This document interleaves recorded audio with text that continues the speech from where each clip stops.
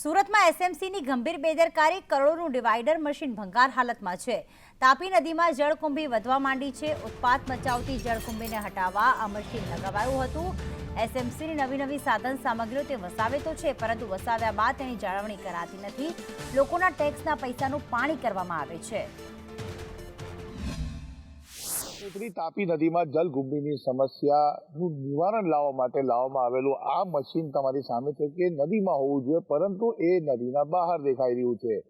કરોડો રૂપિયાના ખર્ચે આ મશીન સુરત મહાનગરપાલિકાએ બનાવ્યું છે, મંગાવ્યું છે, એને નદીમાં કામગીરી પણ કરી છે, પરંતુ તમારી સામે છે કે આ અહીંયા હવે ધૂળ ખાઈ રહ્યું છે। એનું કોઈ ભવિષ્ય જ નથી દેખાઈ રહ્યું।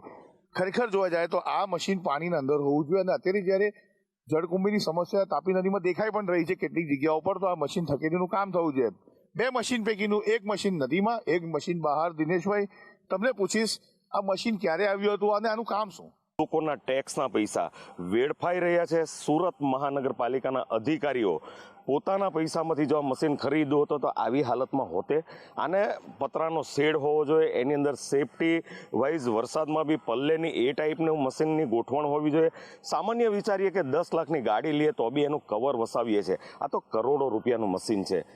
કોને અધિકારીઓને કંઈ ફરક પડતો નથી, બીજું મશીન ખરીદેશે લેશે, અને એમાં બી એમને લાખો રૂપિયા કમિશન મળશે। આ કમિશનના ખેલ છે, અને આ મશીનને કરોડો રૂપિયાનું મશીન પૂરું થઈ ગયું ખુલ્લામાં। કયા કારણોસર એને બહાર મૂકી દેવામાં આવ્યું છે એ પણ એક સવાલ છે, અને કયા અધિકારીઓની આ ચૂક છે તે પણ એક તપાસનો વિષય છે। કેમેરા પર્સન અજીત પટેલ સાથે આઝમ સાલે, સંદેશ ન્યૂઝ સુરત।